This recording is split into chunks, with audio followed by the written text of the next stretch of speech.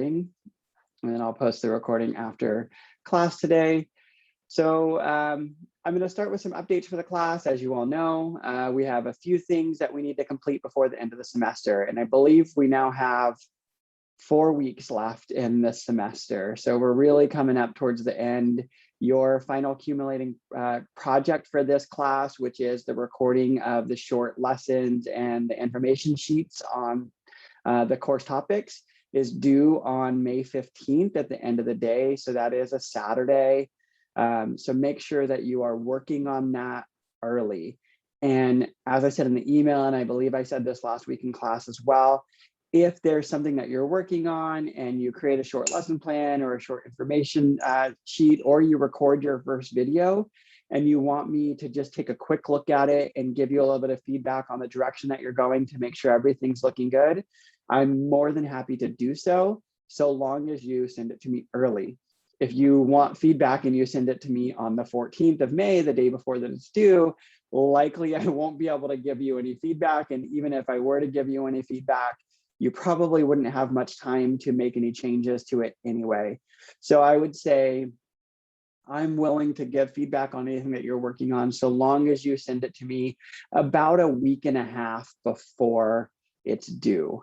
So by around, what would that be, like the 5th or so, the 4th or 5th of May.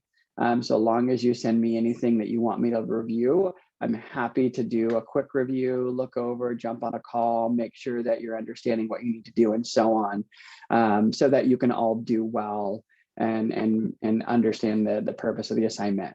So never hesitate to reach out on that. And even if you're just in the planning phases, don't forget you do have to still schedule your second office hour if you haven't done so already. I've met with several of you already, but you have to do a second one before the end of the semester. So that's also an opportunity for us to discuss the final project, any of the other things that you have going on, or anything else for the class or whatever else you want to discuss. So make sure you schedule that early as well. You don't want to wait until that last week of the semester when everyone's schedule is busy to try to find a time to meet.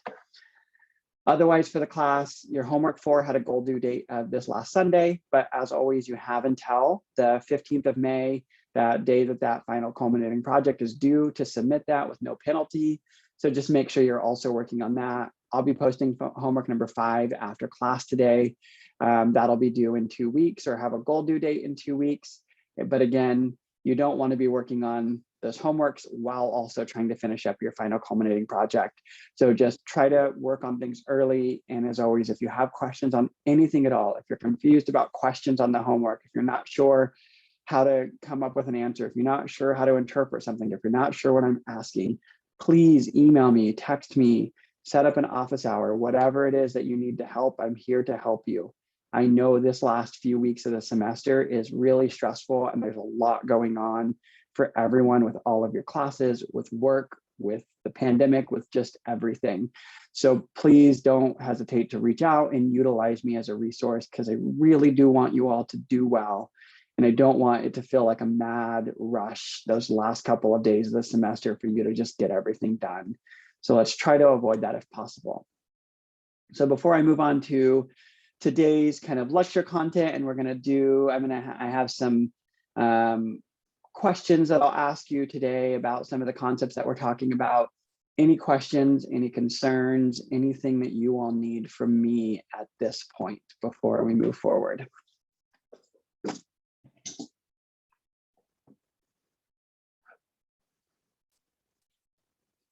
All good?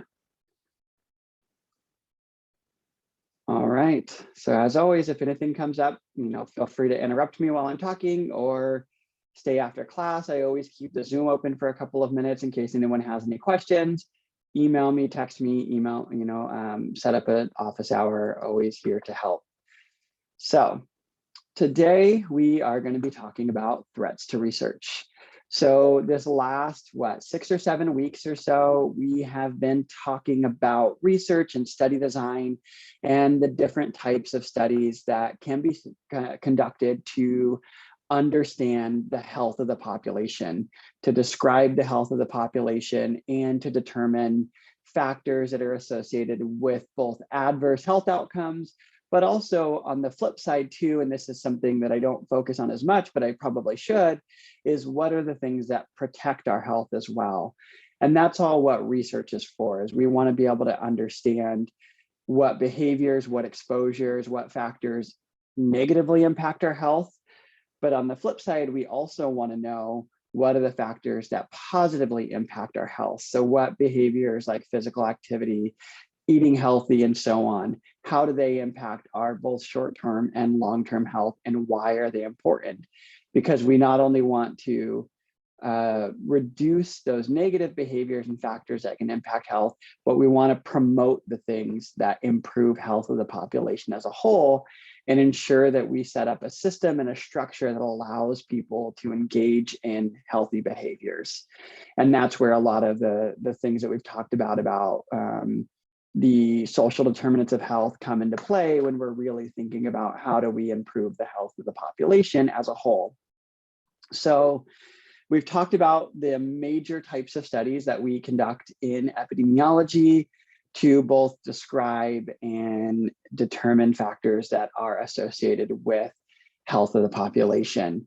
So we've talked about these different types of studies, and throughout the last 5 or 6 weeks, we've talked a little bit about the limitations of all of the different types of research studies that we conduct, and what we need to look out for when we're interpreting findings from a research study.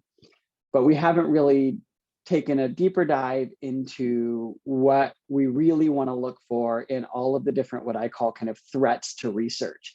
And what I mean by threats to research are the factors that can impact how a research study is conducted, how we collect data, how we interpret data, and what those findings actually mean when we conduct a research study. And so we introduced briefly last week, if our goal in epidemiology is causal inference, what are all of the things that impact our ability to make a determination about how something, for instance, like smoking, impacts lung cancer? What other things can also cause lung cancer? What other things can lead to smoking and other behaviors that can lead to adverse health outcomes? And those are what I have listed on this slide here, including random error, confounding information and selection bias, and many other types of bias that impact the results of a research study. And what these threats to research do is they limit our ability to make causal inference from a research study. And so I wanted to start out, when I'm going to read this, and I want you all to think to yourself what this means and why we see this particular phenomena happening.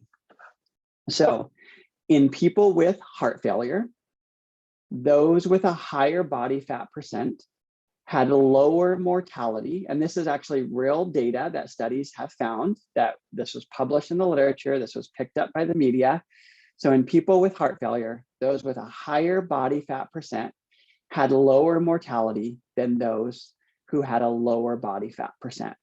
Further, people with high body fat percent and heart disease do not have greater rates of further heart problems than people of normal weight who also have heart disease.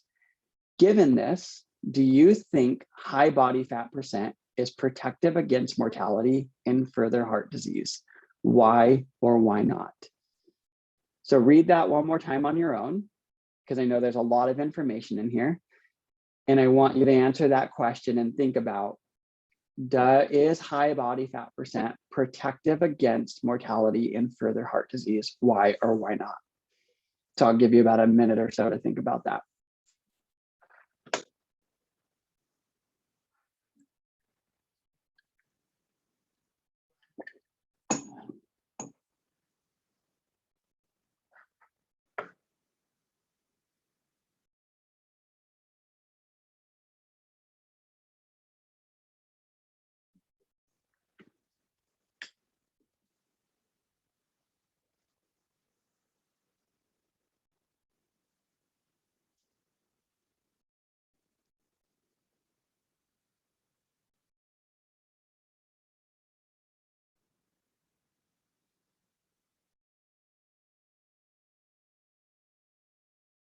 All right.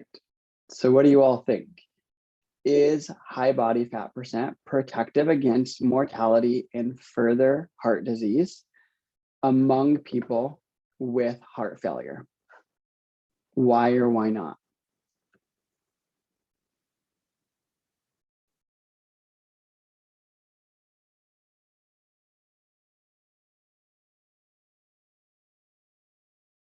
Any thoughts? Initially, I suppose it's protective because it says that higher body fat percent had lower mortality than those who had a lower body fat percent. But it also says that they do not have greater rates of further heart problems. So I think it's protective. Yeah, I like agree with Mike, but then I'm also feel like it contradicts from like what I learned, because I feel like with high body mass and or high body fat, like you're more likely to have heart failure. So I'm not like kind of confused with it, but I agree with Mike because of what I'm reading right now. So Yeah, I agree then with think Randall's about, statement as well. Oh, so sorry. it contradicts with what you all know, right? So what you've always been Yeah, told is high body fat percent is related to chronic diseases like heart failure, like heart disease. But this is saying it's protective, and there's been research that's shown that. So now think about what could be going on. Is it actually protective? So these people are already sick. They've already had heart failure. So they are already sick in some way. What happens when people get sick and their sickness progresses? Oftentimes, they get more sick. They get more sick, right? they lose weight. So Oh, Dana sorry. just said that in a, yeah, no, so no, this is good. I want you all to think about this because this is contradictory to what you all know, but this is part of how I want you to think about when you're reading research studies. There are often times when you'll read something, you're like, well, that doesn't seem to make sense. What could be going on? So as people get more sick, they also tend to lose weight.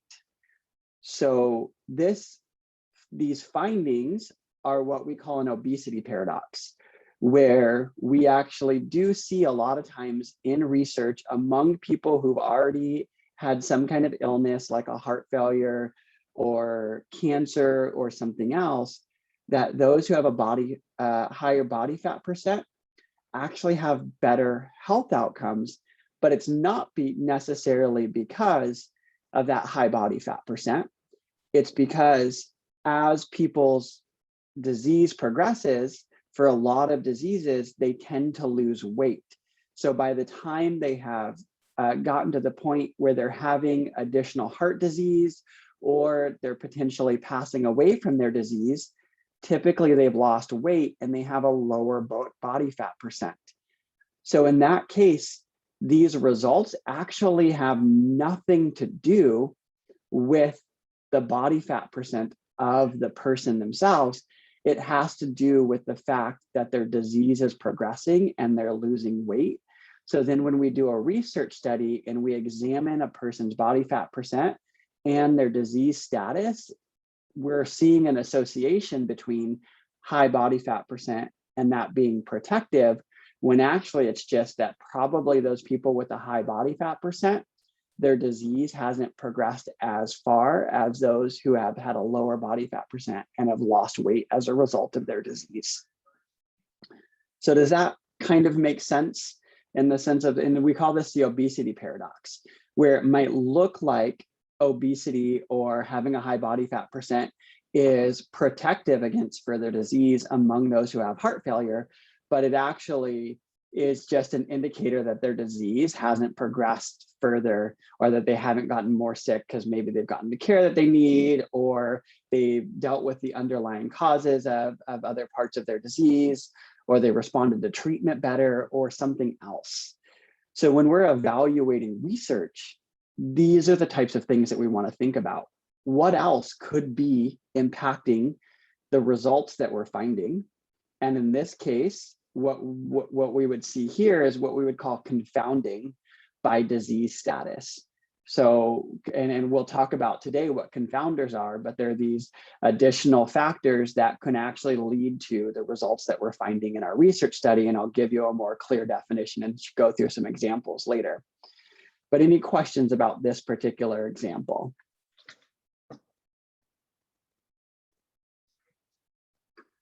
So when you're reading research findings in the media or you're reading a journal article, I always want you to kind of have this critical lens when you're reading to say, what could be going on? Do I believe these findings? Are these findings, and Randall and Mike, you said this, are these contradictory to what you already know about body fat percent and development of disease and risk for disease? And if so, why might they be contradictory? And what other information do you need to really evaluate what this research study is saying? And so I want you to kind of have that, always think about what else do you need to know and what could be impacting the results of this study. And that's where error comes in. And there are different types of error or bias that can impact the results of research studies. The type of error that we're not typically as worried about, so long as we're being really diligent about how we're conducting a research study, is random error. Random error is just measurement error that's caused by factors that vary from measurement to measurement. So for example, if you're taking the weight of a participant, this has probably happened to all of us, you step on the scale and it says you weigh 165 pounds. You step on the scale a second time, it says you weigh 165.1 pounds. You step on the scale a third time, it says you weigh 164.8 pounds. And so there's going to be a little bit of random error because none of our measurement tools that we use to evaluate participants or the health of people in medical settings are perfect. Because they are designed by humans, they're designed based on the best evidence and the best tools that we have at this time. There's always going to be some level of random error that we typically can actually evaluate, and we understand that level of error, and we know that if we say a person is 165 pounds, that they're probably right around 165 pounds. They may weigh between 164.8 and 165.2 or something like that, depending on this error range of that scale. We would just describe that in our study and say, we expect there to be some error because of this. Other really common thing, and we just talked about body fat percent, there are many different ways to examine a person's body composition or to examine obesity. A lot of times in public health, values like BMI or body mass index are used to be a proxy for body composition, body fat, and so on. But we all know, and you all have probably learned really well in all of your kinesiology classes, that body mass index is a terrible measure of obesity, of body fat percent, because it doesn't take into account muscle mass and a lot of other things that can impact our BMI. And so even though we use BMI was never meant to be an individual measure of body fat percent. It was meant to be a population measure to look at in the population, what trends are we seeing that we can further evaluate. Do you all know what's the most valid way to measure body fat percent? What's the most accurate way to measure body fat percent? Is it like hydrostatic, like through water? It's actually not hydrostatic weighing. That is one of the better ways to do it. DEXA scan is typically one of the gold standards that we use. So DEXA is, they use it for a lot of different medical procedures, but a DEXA is typically considered the gold standard. You can also do MRIs, though they're not very common. The most valid way to get body fat percent is actually dissection. So the only way for us to truly know how much body fat a person has is after they've passed away, separating fat from muscle, from bone, from organs, and so on. And so that's really the only way to truly get 100% accurate way body fat percent. Otherwise, we use these measurement tools like BOD-POD, like DEXA, like hydrostatic weighing, like the BIA machines that you hold out, which are really terrible. You probably used them in some of your labs if you were able to take some labs in person before, where you have the little machine that you hold and it tells you your body fat percent. Those are highly, highly inaccurate and have a lot of error. The BOD-POD is a good way to measure body fat percent, but it actually has higher error rate than things like DEXA do. So, but BOD-POD, we have a BOD-POD in one of our labs, extras labs that are often used for labs and research studies as well. So, but we can quantify and say, we know the DEXA has about a 1% error rate. So that if it tells me that a person has 26% body fat, that body fat percent might lie between 25 and 27%. And we can quantify that and understand that and describe that in our research studies. So we're not as worried about those types of things that we can quantify the random error for. What we're more worried about in research studies is what we call systematic error. And systematic error is error that's not random, but it is a result of some inaccuracy in the way that we're conducting our research study. And there are many different types of systematic errors that can occur when we are conducting a research study. What we typically talk about in epidemiology is bias and confounding.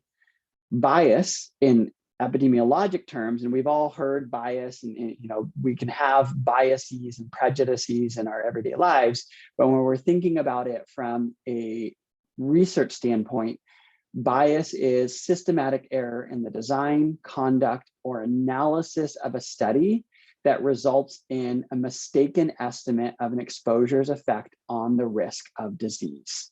So what it basically means is that bias can affect how we can interpret the results of research studies and what those results actually mean. One of the big types of bias that we typically talk about in epidemiology is confounding. And confounding is, and there's a definition here, and I'll give you some examples of it later, is a feature of the data that we collect that's driven by correlations between exposure, disease, and the confounder, which is this third variable that can also lead to the outcome that we're interested in. So if you think about that obesity paradox example that I gave you earlier, where we saw, the data said that having a higher body fat percent was protective against mortality. Well, the confounder in that case would be their disease progression. So how severe is the person's disease? And how is that impacting the relationship between body fat percent and mortality? And when we take into account that disease severity, that relationship between body fat percent and mortality disappears. And rather, we're seeing that people with more severe disease are more likely to die from that disease. And so we have to think about how those kind of third variable factors are impacting the results of our study. There are hundreds of different types of biases, and there are actually new biases that are identified on a probably weekly basis as a result of different research studies being conducted, and us better understanding the different things that can impact research and our health in general. So I'm not going to expect, of course, that you know the 99.9% of the different types of biases, because there are so many different types. But bias and systematic error can be classified into two major categories. There's selection bias and there's information bias. Selection bias is bias that results from who participates in the study due to who is either initially enrolled in the study or factors that affect actual participation and completion of the study. So I'll give you some examples, and we'll go through some little scenarios to look at different types of selection bias. But for example, one type of selection bias is what we call volunteer bias or self-selection bias. And self-selection bias or volunteer bias is bias in research studies based on who decides to participate. So for example, we know that women are actually more likely to participate in research studies than men are. And we know that there are a number of other demographic characteristics that make somebody willing and able to participate in a research study. All of those factors about who's deciding and what goes into that decision to participate in a research study can affect the actual results of the research study, because the people who are participating in that study may not accurately reflect the general population that we're trying to understand. So that's selection bias. The other major type of bias is information bias. And information bias is bias in the way that we obtain data from participants about their health behaviors, about things that they've been exposed to, and about things that can impact their health as a whole. And I'll give you some examples of information bias now. So we're going to go through and we're just going to talk about 3 types of information bias, and we'll talk about 3 major types of selection bias. And as I said, though, there are hundreds of different types of biases that can affect the results of research studies, which is why it's important when we're thinking about what the results of a research study mean, that we try to think critically about what else could be going on here that could lead to these results as well. So the 3 major types of information bias that we see most commonly affecting research studies are recall bias. And so we've talked about recall bias a little bit as we've talked about the different types of research studies, where this has to do with the fact that we as humans are really bad at remembering things that we've done or things that have happened to us in the past. So for example, and this is an example I always use, if I asked you all to tell me what you had for dinner last Wednesday night, would you remember accurately what you had for dinner last Wednesday night? Or if I asked you 2 weeks ago on Thursday, what did you have for dinner? If I even asked you if 2 days ago, what did you have for dinner? Would you be able to accurately remember what food you ate for dinner or for lunch? And so maybe you're tracking your food, you have a food log, maybe you might be able to remember, but for the majority of people, when we ask them, even something as simple of what did you eat in the last week or the last month, people are really bad at remembering those types of things. And so this results in recall bias, which is basically the result of us not accurately remembering things about our past and reporting things inaccurately in research studies. And so if people aren't able to remember, and we do a study about the relationship between diet and cancer, but people are misreporting what their diet actually was, then that's going to affect the results of that research study.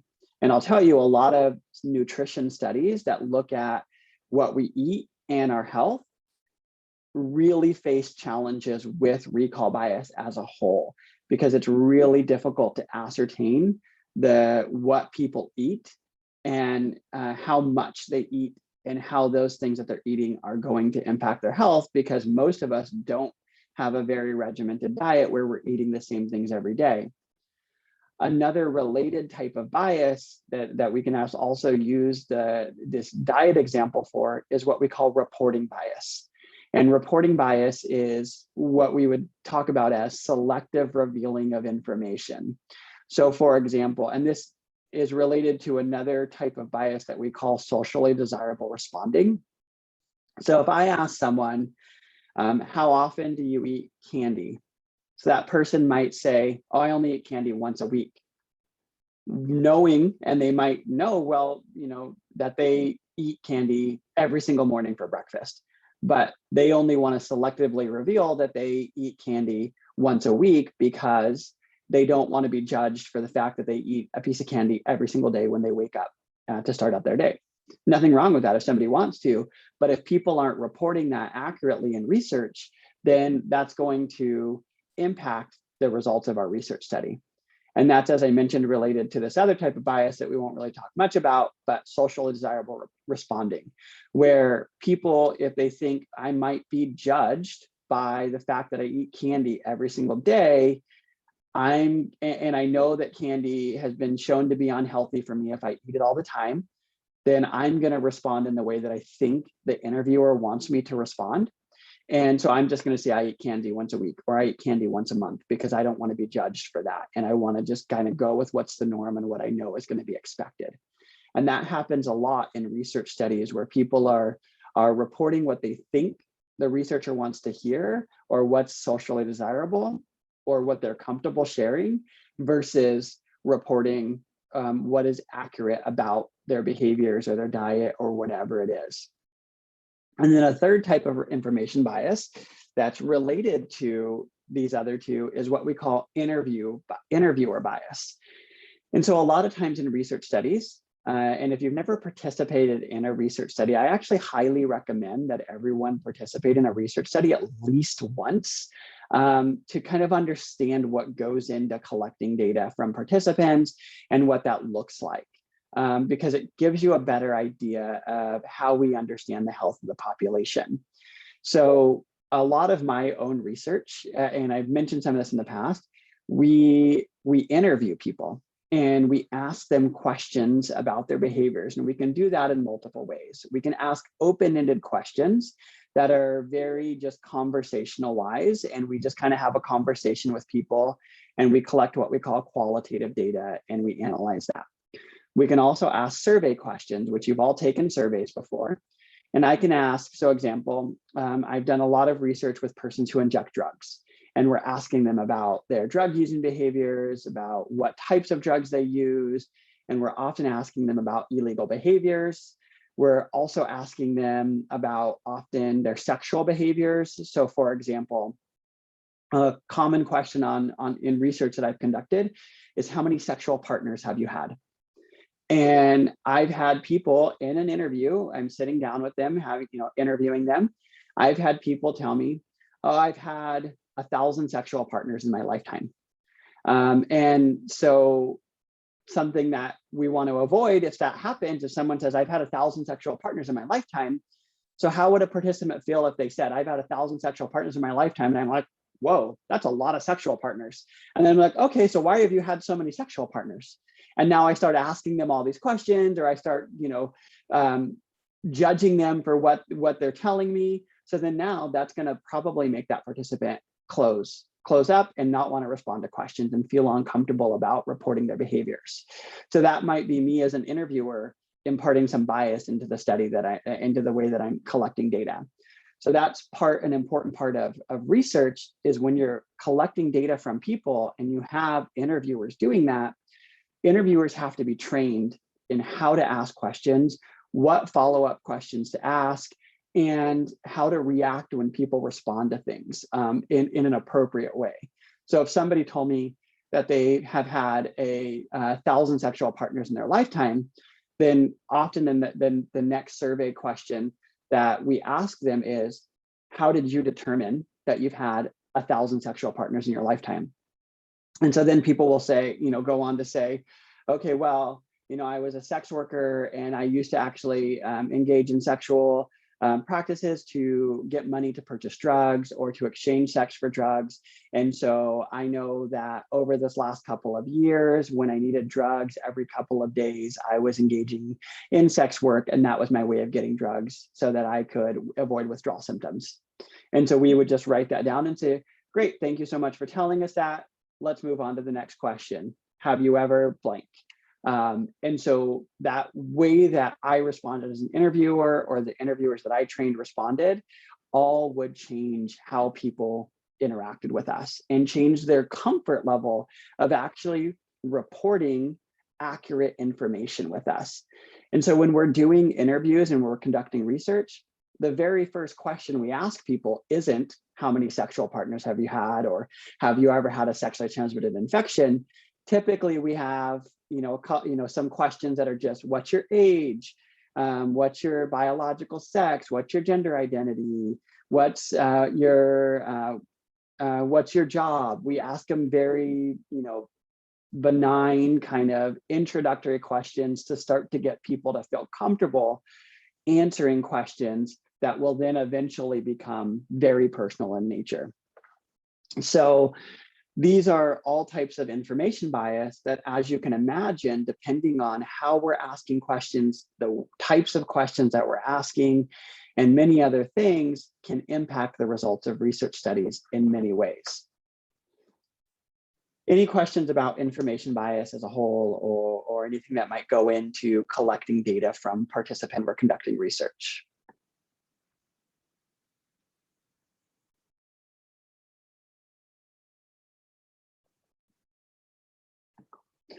So then the other type of bias, major type of bias, is selection bias. And selection bias, as I mentioned, results from how we select participants to participate in our research studies. And there's three major types that we're going to go through: case or control selection, loss to follow-up, and self-selection, which I've already kind of talked about. So case or control selection bias is a type of bias that results from how we choose cases in case control studies, or how we choose controls in case control studies. So if you've done homework number 4 already, the second question, part B, has you use 3 different scenarios where you have women who have been diagnosed with breast cancer, and we're looking at their alcohol consumption. And so those cells A and C in those 3 scenarios don't change. In scenario A, you have best friend controls. In scenario B, you have controls with liver cancer. In scenario C, you have controls that are randomly dialed, digit dialing random sample of the general population of people without breast cancer. And what you'll notice when you're doing homework number 4 is that the odds ratio that you get in each of those 3 scenarios is different. So what I want you to think about, and this is related to case or control selection bias, is why those results are different. So for example, and I'll kind of give you a hint here, in scenario 2, when you're comparing women with breast cancer and your controls are people with liver cancer, the odds ratio is less than 1, where it makes it look like women with breast cancer have a lower odds of having consumed alcohol, moderate consumption of alcohol, compared to women with liver cancer. Why would we see that it looks like moderate alcohol consumption is protective for women with breast cancer? And the reason is that we know that alcohol consumption is associated with liver cancer, and high alcohol consumption is associated with liver cancer.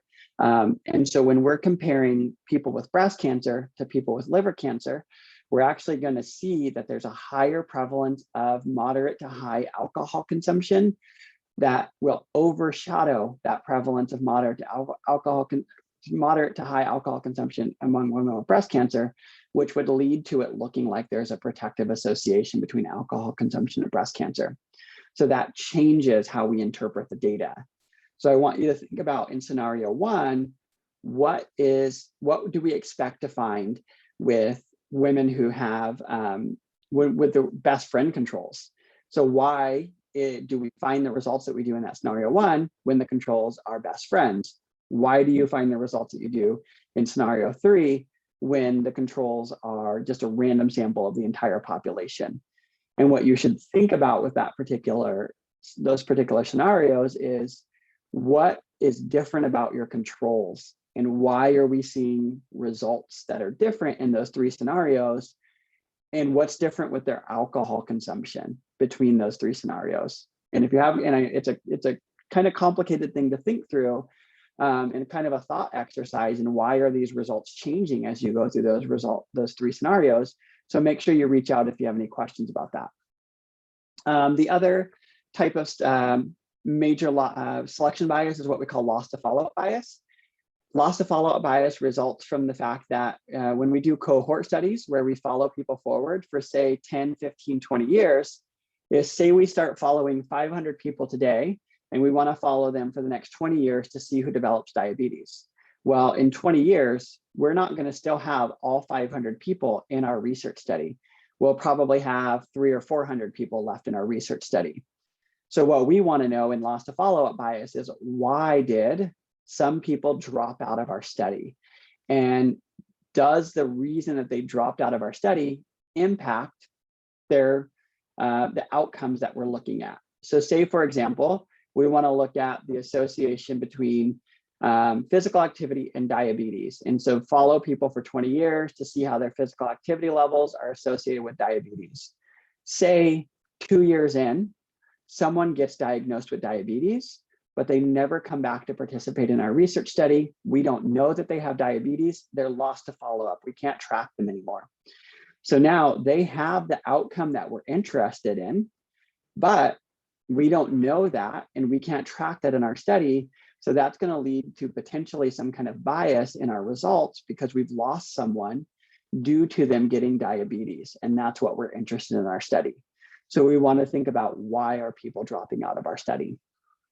And then I already talked about self-selection bias, where self-selection bias is a type of bias that results in who participates in a research study and who doesn't participate in a research study.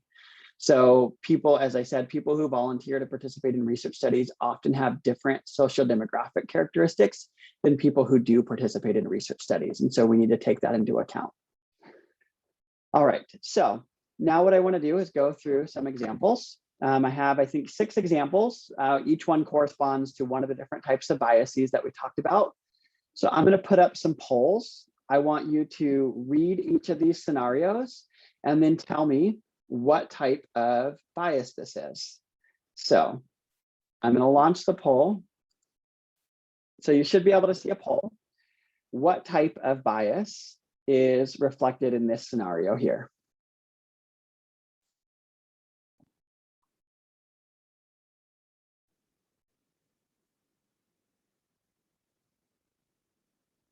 And I want you to think, what's the major type? There could often be multiple.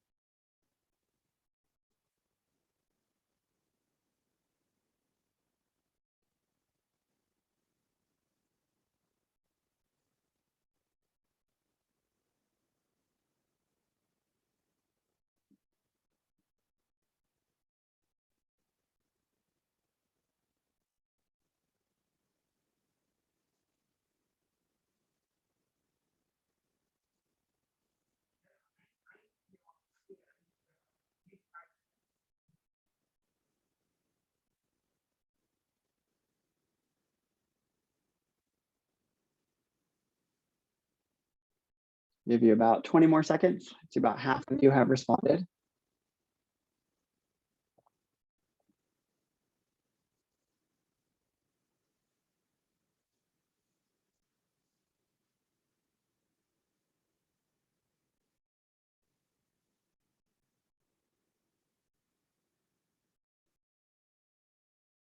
If you haven't responded yet, go ahead and put something in the next 10 seconds.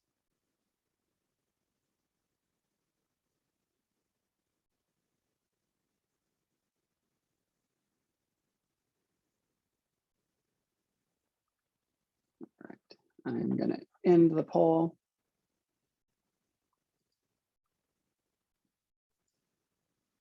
All right, can you all see the results? Yeah. Okay, cool. So we were pretty mixed between recall, reporting, and case or control selection bias. And I'll tell you, it actually could be any of those 3. I would say the major probably type of bias, and the one that I would pick out first in this particular scenario, is recall bias. Mostly because the baby's been born, the mothers are being asked, what are the things that you were exposed to during your 9 months of pregnancy? And so it would be likely that there's going to be a differing in how they recall the things that they're exposed to.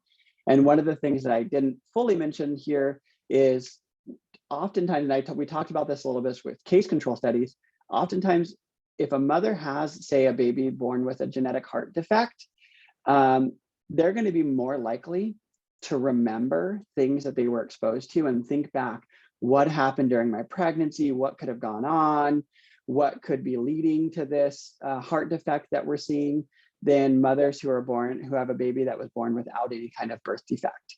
And so that might lead to differing in a different way that the mothers who have a baby with a heart defect recall information that the mothers who don't have a baby with a heart defect. But it could also be, say, a mother smoked during pregnancy. They might not want to report that they smoked during pregnancy because that is not a socially desirable thing to do, or they drank during pregnancy. It could also be that the cases are controls, that those controls aren't representative of all babies, and could lead to bias in the results that we're seeing.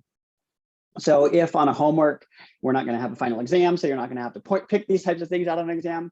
But if you chose any of those three and described how they could potentially impact results, those would all be correct. And these examples will all kind of illustrate how many different types of biases can affect all of these different scenarios.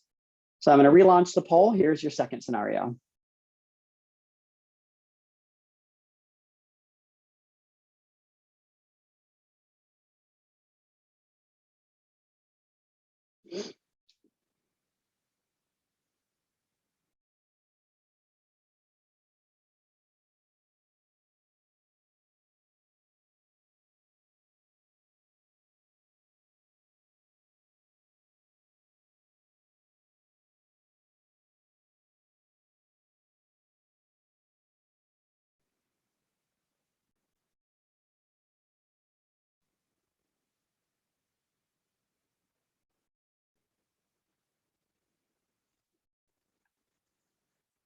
Give you 30 more seconds.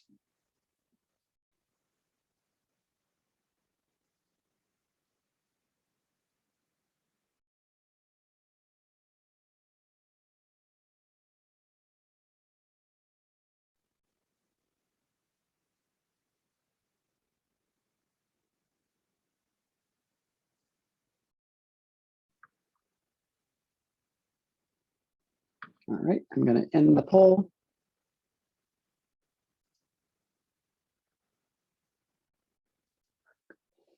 So we have, again, a little bit all over the place. The major one I would probably call this is reporting bias. So the two that this probably, well, this wouldn't be case or control selection bias because that would only happen in a case control study. So when you're thinking about case or control selection bias, we only have cases and controls in that way in a case control study. This could potentially be self-selection bias because students who are willing to participate in a study on sexual health might be different than students who are not willing to participate in a study on sexual health. But I wouldn't worry about that one as much. Reporting bias, definitely, and interviewer bias definitely would be the two major ones where, so, and I want, you could think about this from your own perspective. Say I was doing a research study, and I've actually done this on campus on sexual health, and I had some student interviewers who were going out, and we were in an in-person environment, and they went to the USU, and you were sitting there having lunch, and they went up and said, hey, would you be willing to complete this 10-minute survey on sexual health? And you said, sure, yeah, I'll totally complete this 10-minute survey. And 5 minutes into the survey, the student asked you the question, how often do you use condoms when you have sex? Would you be truthful and say, oh, well, I never use condoms during sex, regardless of who my partner is? Or, yep, I use a condom every single time that I have sex. And so would that make you, feel uncomfortable? Why would you report in that way? And so on. And so think about from a research perspective, and this research is done all the time when we're asking questions to people, how are they going to respond and what are they going to be thinking? And so if you think about it too, who the interviewer is. So who would you be comfortable talking to? So if I were the one doing an interview and you were a student in my class and I was asking you these questions and saying, all right, well, how often do you use a condom when you have sex with your casual partners? How often do you use a condom when you have sex with a person that you're in a relationship with? Would you be truthful when you're reporting out that information to me, especially given the potential instructor-student relationship that we have? Or the other thing that could happen is the interviewer could say, how often do you use a condom during sex? And you say, oh, I always use a condom, regardless of who I'm having sex with. And the interviewer says, oh, really? Are you sure? So even when you have sex with your partner who you've been in a relationship with for the past 2 years, you always use a condom? So now the interviewer is putting in some bias, right? And they're questioning what you told them, which might make you think, oh, well, so maybe I want to change my answers to these questions in some way. So again, another example of how there's multiple things that can impact how people report. Well, this one's kind of going to give you the answer anyway. So we'll just this shouldn't have popped up, this should have thing, but so I'll talk about this. When a survey was mailed to households in Sweden to study factors associated with asthma, bronchitis, and respiratory symptoms, only 60% of households responded. What type of bias? So this would be self-selection bias, because it's going to be basically, then there's going to be a couple of reasons why. One, people who are willing to respond to this type of survey. The other thing might be if it's sent to households, people who are likely to be smokers might be less likely to respond to a survey. And we actually have seen this in research. People who are less likely to have some kind of respiratory health problem are going to be less likely to respond to a survey. People who are working outside of the home during the day are going to be less likely to respond to a survey, and so on. So here's another one. Let me relaunch the poll. What type of bias might impact a study in a research question like this?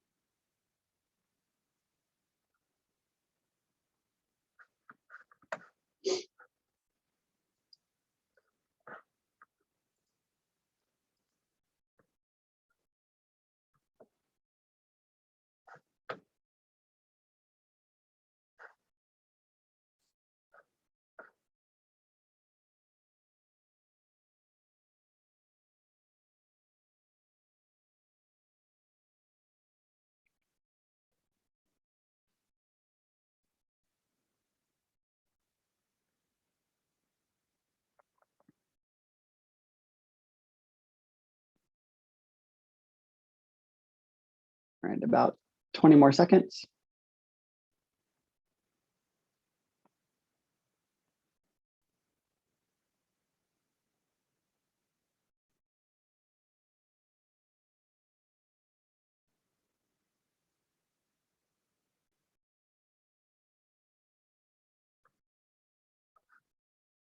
All right, I'm going to end the poll. So this one, major type of bias that I would be most worried about initially is what most people put, and that would be loss to follow-up bias. So what type of study is this? This is a cohort study. So again, we wouldn't worry too much about case or control selection bias, because we're not selecting cases or controls. We are starting out with a group of older females, and we're following them for, in this case, 18 years to look at the association between high blood pressure and physical disability. So this case or control selection bias wouldn't be an issue in this type of study. Reporting bias could potentially be an issue where people, women may not want to report on things that have affected them. They might not recall things accurately, especially as we get older, our memory starts to get a little bit, it makes it harder for us to remember things, especially things that have happened many years ago. So that could definitely affect this. Really, recall bias is going to affect every type of study that we ever conduct. So if you're looking at a study, question you can always ask yourself is, well, is this actually reflective of what people have been exposed to or what they've done? Are they remembering things correctly? Is there recall bias? Because recall bias is an issue in every research study probably ever conducted, if it's done with humans. But loss to follow-up, because we're following these women for 18 years, they're already older. Doesn't say how old, but we know that they're older females. So there's the potential that people are going to drop out of the study. There's the potential that women are going to have passed away before 2010. So we won't have that physical disability measurement.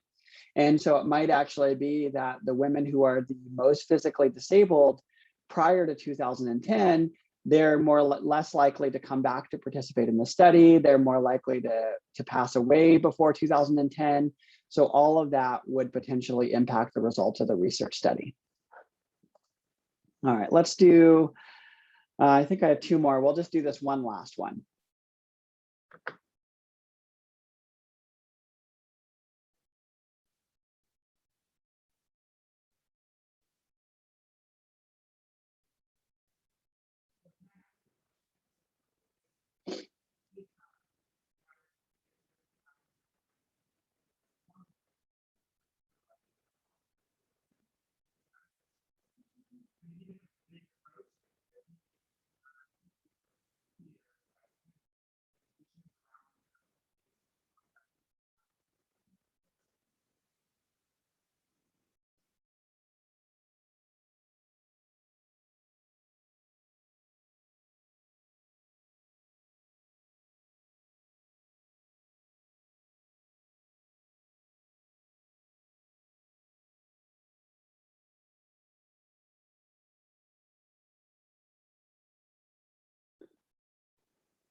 About 20 more seconds.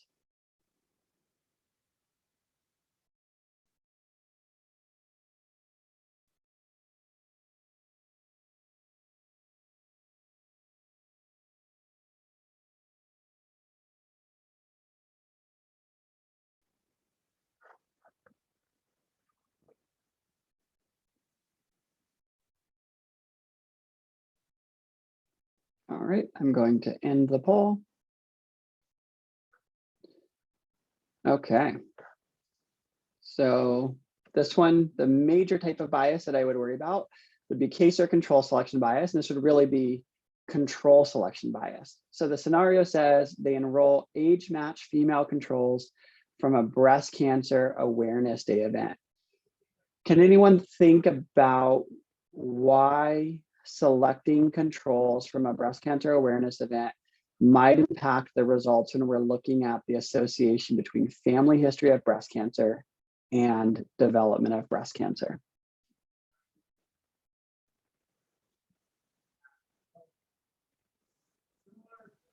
If they're at a breast cancer awareness day event, chances are they know someone or have someone in their life that had it. Exactly. So if they're at a breast cancer awareness event, then the women in the control group are more likely to have a family history of breast cancer themselves or know someone closely who has breast cancer, which is why they're out there doing work and advocating. So that means that the prevalence of family history of breast cancer among the women with breast cancer is going to be similar to the prevalence of family history of breast cancer among the controls. And so in this particular scenario, it might actually look like there's no association between family history of breast cancer and future development of breast cancer because of how we selected our controls and not biasing our results as a whole. It could also be recall bias or interviewer bias or reporting bias. It could also be self-selection bias as a result of, women who are out at this breast cancer awareness event, they're more likely to volunteer and select to be in a study to better understand breast cancer, right? So people who have been affected by some disease or know someone who has been affected by some disease or health outcome, they're more likely to volunteer to understand more about that health outcome to help others, not only in their own family that they're close with, but others in the community as well. All right, so we'll stop. Actually, that was my last example. So there are, going the wrong way, many ways that we can minimize bias. And as you hopefully just saw in these different scenarios, bias can affect our research studies in many different ways. And no research studies are immune to bias affecting them. There are many different types of bias. And one research study can be affected by multiple different types of bias. So how do we minimize that? We minimize that by using good quality standard protocols for data collection, ensuring that we're collecting data from people using the best tools possible. So if we're looking at something like body fat percent, and we're looking at body composition and heart disease, I wouldn't want to use BMI to examine the association between body composition and heart disease. Rather, I'd want to use the BODPOD or the DEXA or one of the more validated and better tools for examining body composition. I want to make sure that I'm collecting data consistently for all people. I want to do blinding and masking and randomization if possible. I want to make sure that everyone is trained properly to ask questions, to do interviews, to understand the purpose of the research, so that the interviewers themselves, the researchers themselves, aren't putting bias into the study. We want to make sure that we're asking the right types of questions and doing the right type of study to really understand what it is that we're interested in understanding. And so there's a lot of ways that we can minimize bias. We can never eliminate bias from our research studies. There's always going to be something that is going to potentially impact the results. But the more that we can minimize it and identify how bias might impact results of our research studies, the better our research studies are going to be. So then I want to end up the last 5 or 10 minutes or so talking about one specific type of bias that's particularly important in epidemiologic research studies, and that is confounding. So as I said earlier, confounding is what we call this third variable problem, where confounding occurs when an observed exposure-disease relationship is actually due to something else, to some third variable. For a variable to be a confounder, it has to be associated with the exposure that we're interested in, has to be associated with the outcome that we're interested in, but not in a causal pathway or in an intermediate step between the exposure and the outcome. So let's look at an example that I've actually said before in class, where there have been research studies that have shown that coffee drinking is associated with lung cancer. There's also been studies that coffee drinking is associated with pancreatic cancer. What might be impacting the results between coffee drinking and lung cancer? Well, probably smoking, right? We know, and there's research that shows that coffee drinkers have a higher prevalence of also being smokers. This is not quite as true anymore because the prevalence of smoking has decreased drastically and the prevalence of coffee drinking has increased drastically over the last 50 years or so. But we know that coffee drinkers are more likely to smoke. We know that smoking leads to lung cancer. So when we take into account coffee drinking, smoking, and that relationship between coffee drinking and lung cancer, that relationship between coffee drinking and lung cancer disappears. So there is actually no association between coffee drinking and lung cancer. Rather, it's due to something like smoking. And there's actually been quite a bit of research on the health effects of coffee. And you've probably seen media articles every 6 months to a year or 2 years or so that say, oh, coffee is great for this. Oh, coffee is bad for this. And those happen all the time. Oftentimes, those research studies face confounding. And there are things that the researchers have not taken into account that can also potentially impact the health outcomes that they're examining, whether that's lung cancer or pancreatic cancer or any other cancer or whatever else it might be that people are interested in studying. So when you see those types of studies that are picked up in the media that say something about coffee drinking in health or alcohol in health or salt in health or consumption of eggs in health, there's a lot of these kind of big things that we see every so often pop up in the media. I would always be a little bit skeptical of the results of those research studies and what type of bias and confounding might impact the results of those studies. And a reason being is that oftentimes people who engage in one particularly potentially problematic health behavior are more likely to engage in other such problematic behaviors compared to people who do not engage in particular problematic health behaviors. So what that often means is that if we're looking, and coffee drinking is not a problematic health behavior, there's no good research that shows that it has adverse health outcomes unless you're consuming like 10 cups of coffee, 15 cups of coffee a day. But when we think about things like smoking, people who smoke are often more likely to engage in other problematic health behaviors. So if we're examining those other health behaviors, but not taking into account smoking, that can lead to erroneous evaluations of things that impact our health as a whole. So let's just look through one example to try to illustrate kind of how confounding can impact a research study. So I have a 2x2 table here, and I want to know, is toluene exposure associated with diabetes? And so we can do a research study. We can ask people about their toluene exposure, and we can ask people whether or not they have type 2 diabetes. Toluene is an exposure that people might have as in the environment, or some other, it's in crude oil, it's used in paints and other things. And so we might just have exposure from it from household chemicals or other things. So we want to know, is being exposed to toluene associated with diabetes? So we can do a study and come up with this 2x2 table and find that people who have diabetes, those who are exposed to toluene have a 1.95 times higher odds of having diabetes compared to those who are not exposed to toluene. So we see in this case, there might be an association between toluene and diabetes. But what else can also affect diabetes? A major confounder that often affects especially chronic diseases is age. So what happens if we take age into account when we're looking at the relationship between toluene and diabetes? So what we want to know is age a third variable or a confounder that can impact the relationship between toluene and diabetes? So to examine that, what we would do is we would separate out our data among those who are younger and those who are older. So say I separate out among those who are less than 40 compared to those who are greater than or equal to 40. And I now have my 2x2 tables looking at toluene and diabetes among those who are older and those who are younger. So now when I look at my odds ratio for those who are less than 40, the relationship is 1. Odds ratio is 1. When I look at my odds ratio for those who are older than 40, odds ratio is 1. So what happened?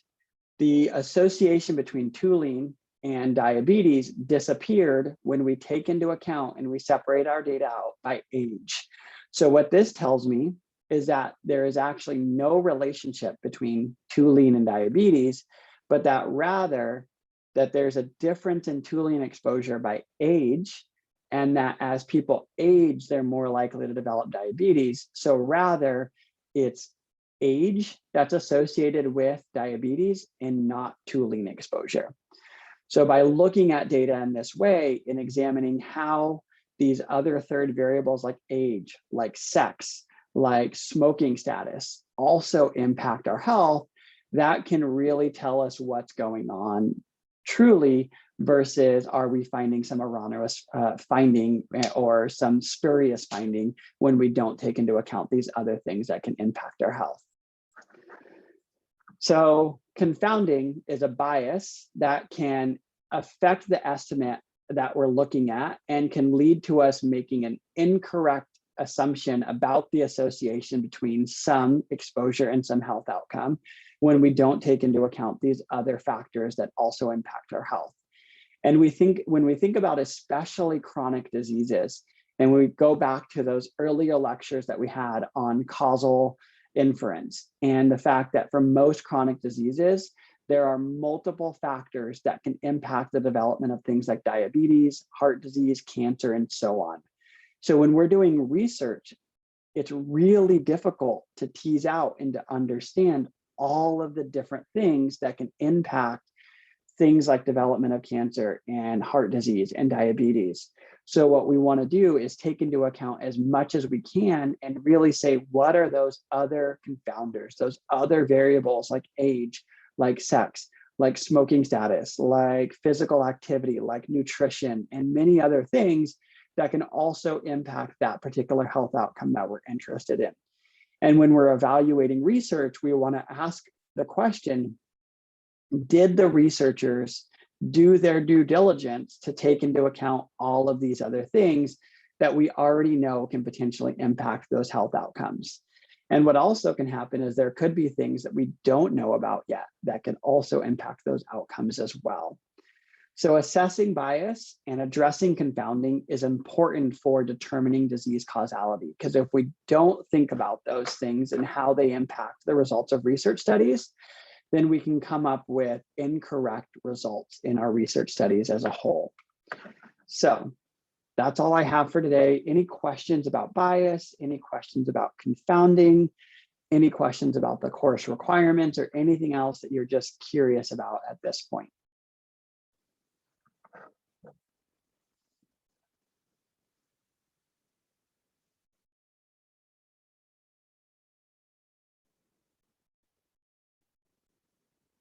Cool.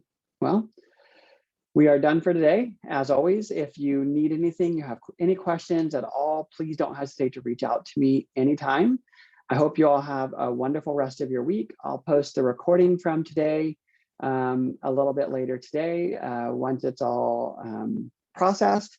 But if you need anything, let me know. Otherwise, have a great week and weekend, and I will see you all next Wednesday. Thanks for joining me today.